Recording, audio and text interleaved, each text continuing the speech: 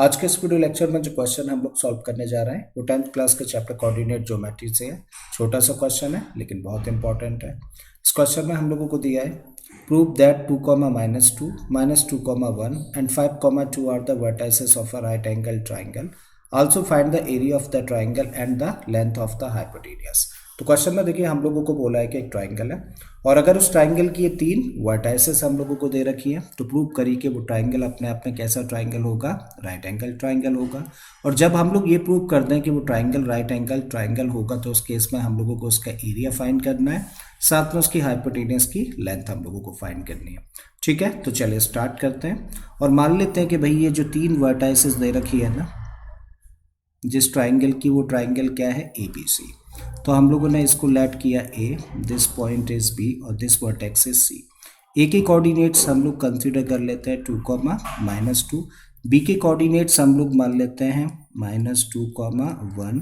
वहीं C point के coordinates को ले लेते हैं हम लोग 5, 2। और अब हम लोगों को क्या प्रूव करना है, हम लोगों को प्रूव करना है कि ट्राइंगल अपने आप में कैसा ट्राइंगल होगा, राइट एंगल ट्राइंगल होगा। तो कभी भी हम लोगों को किसी ट्राइंगल को राइट ट्राइंगल शो करना होता है तो हम लोग क्या करें, उस ट्राइंगल की सारी साइड्स का मेजरमेंट हम लोग फाइंड करें। उसके बाद में उस ट्राइंगल की कोई भी 2 छोटी साइड्स जो है ना उनके स्क्वायर्स का हम लोग सम फाइंड करें। और अगर उस ट्राइंगल की 2 छोटी साइड्स के स्क्वायर्स का सम तीसरी साइड के स्क्वायर के इक्वल है तो हम लोग कह सकते हैं ना वो ट्राइंगल राइट एंगल ट्राइंगल होगा, यानी कि इस तरीके से पाइथागोरस थ्योरम सेटिस्फाई हो जाएगी। ठीक है, तो इसके लिए अभी हम लोगों को क्या करने की जरूरत है, सबसे पहले इस ट्राइंगल की साइड्स की लेंथ हम लोगों को फाइंड करने की जरूरत है। तो चलिए करते हैं। सबसे पहले हम लोग AB की लेंथ फाइंड करते हैं, यानी कि A पॉइंट और B पॉइंट के बीच की डिस्टेंस। तो उसके लिए क्या लगाना होगा, डिस्टेंस फॉर्मूला। और डिस्टेंस फॉर्मूला क्या होता है, डिस्टेंस फॉर्मूला होता है x2 - x1 का whole square plus y2 - y1 का होल स्क्वायर का स्क्वायर रूट।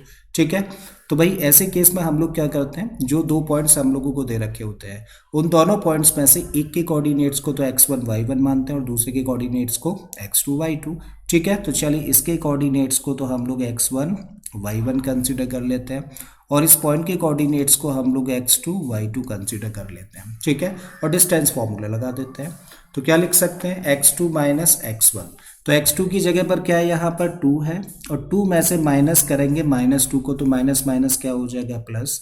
तो 2 + 2 का whole square plus y2 - y1। y2 की जगह पर क्या है, y2 की जगह पर देखो है -2 माइनस y1 की जगह पर क्या है, y1 की जगह पर 1 है और इसका स्क्वायर।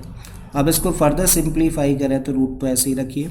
2 + 2 का मतलब क्या हो गया, 4, तो ये बन गया 4 का स्क्वायर प्लस -2 और -1 क्या हो जाएगा, बन जाएगा -3 और इसका स्क्वायर। फर्दर इसको सिंप्लीफाई करें तो देखो 4 का स्क्वायर हो गया 16, प्लस का साइन है रखिए, और एक नेगेटिव नंबर का स्क्वायर करेंगे तो पॉजिटिव और 3 का स्क्वायर करेंगे तो 9।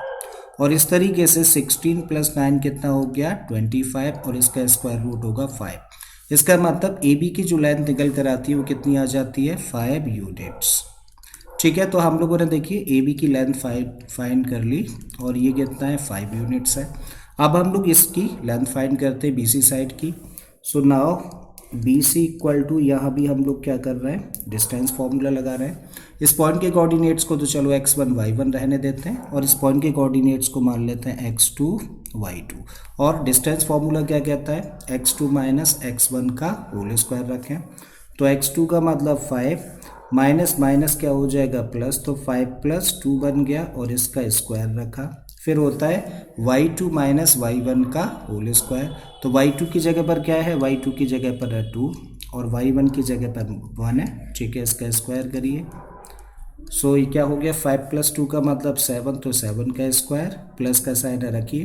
2 - 1 का मतलब 1, तो 1 का स्क्वायर। सो 7 का स्क्वायर क्या होता है, ये होता है 49 और 1 का स्क्वायर होता है 1। तो इस तरीके से क्या वैल्यू निकल कर आ जाती है, √50। ठीक है, तो √50 यूनिट्स। अब हम लोगों को देखिए इसकी लेंथ पता है कितनी, √50 यूनिट्स। अब किसकी लेंथ निकालनी है, AC साइड की लेंथ निकालनी है। तो AC इक्वल टू इस पॉइंट के कोऑर्डिनेट्स को अब हम लोग मान लेते हैं क्या, x1 y1 और इस पॉइंट के कोऑर्डिनेट्स को चलो x2 y2 ही रहने देते हैं। और A और C के बीच की डिस्टेंस निकाल रहे हैं तो x2 यानी कि 5 - 2 लिखें।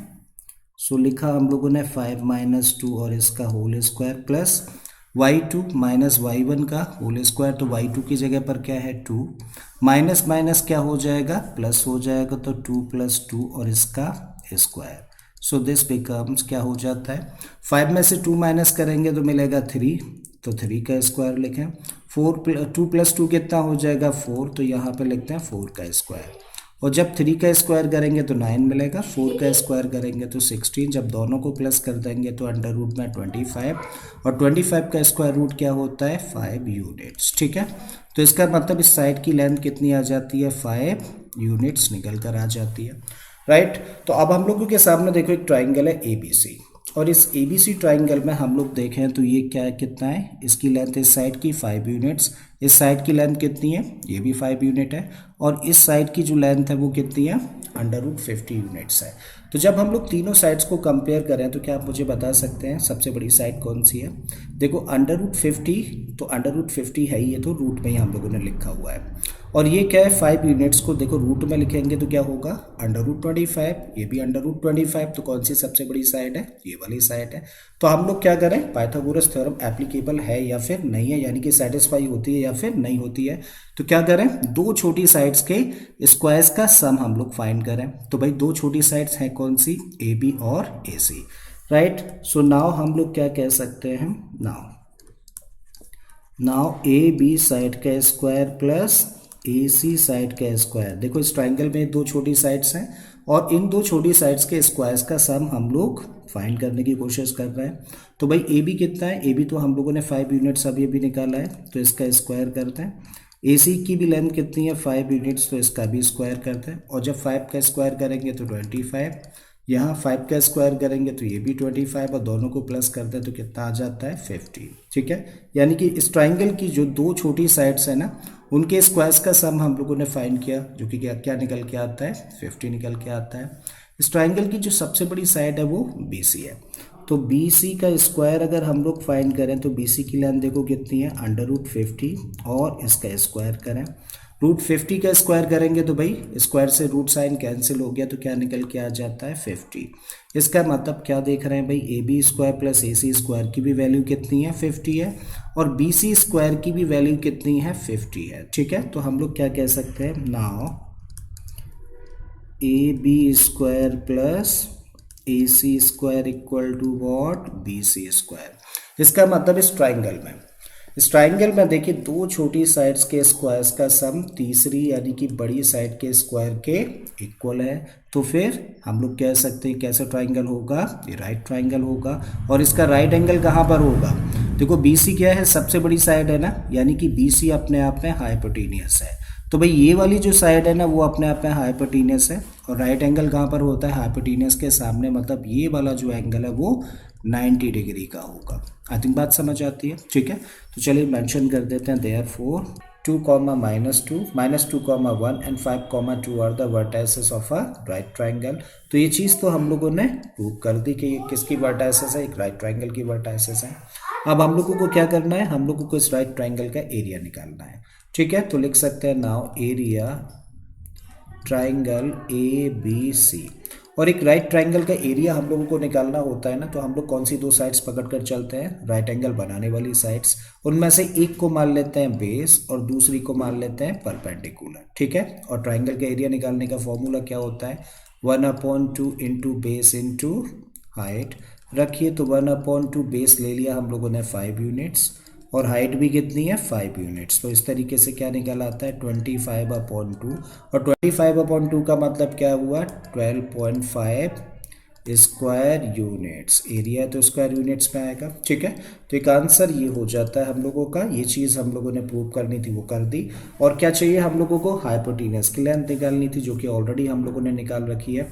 BC हाइपोटेनियस की लेंथ क्या है अंडर रूट 50 यूनिट्स, और चाहे तो इस अंडर रूट 50 यूनिट्स को हम लोग क्या लिख सकते हैं, देखो ये BC की लेंथ है यानी कि हाइपोटेनियस की, देखो इसको हम लोग लिख सकते हैं इस 50 को फैक्टराइज करें।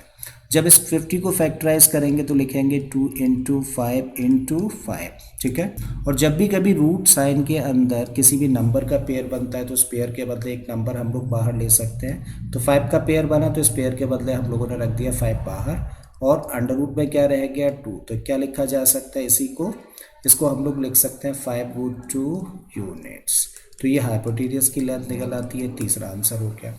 तो मुझे उम्मीद है स्टूडेंट्स कि आप लोगों को ये क्वेश्चन अच्छे से समझ आ गया होगा। अगर ऐसा है तो प्लीज़ वीडियो को लाइक कर दें, चैनल को सब्सक्राइब कर लें और बाकी के इसी तरीके के क्वेश्चंस के लिए प्लेलिस्ट में चले जाइए। ऑलरेडी इस तरीके के बहुत सारे क्वेश्चंस मैंने अपलोड किए हैं। मैं फिर से आता हूँ एक नए क्वेश्चन, एक नए कॉन्सेप्ट के साथ में। Till then keep learning and thank you for watching this video.